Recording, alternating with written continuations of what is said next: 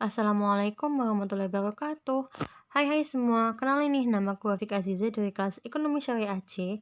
Kali ini akan menjelaskan tentang apa sih pentingnya mempelajari etika bisnis Islam itu.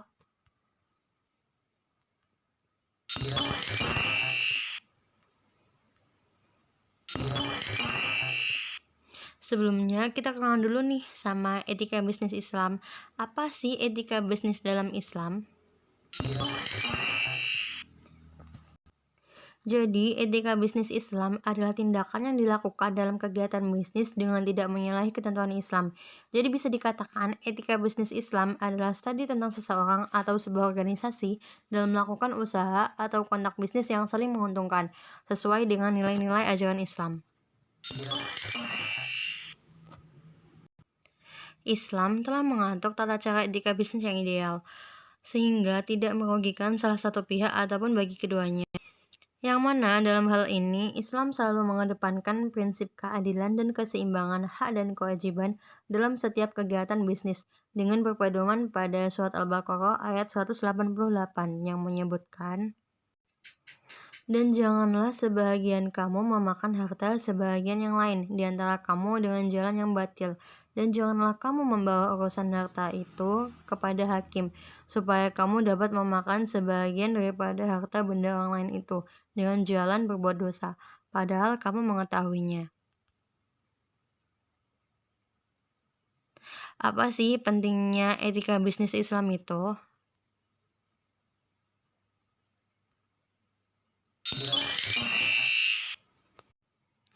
Pentingnya etika bisnis dalam Islam dalam suatu perusahaan agar para pelaku bisnis dapat mewujudkan citra dan manajemen bisnis yang baik sesuai syariat Islam, dan untuk membentuk suatu perusahaan yang kokoh, yang memiliki daya saing yang tinggi, serta mempunyai kemampuan menciptakan nilai yang tinggi sesuai dengan kaidah Islam.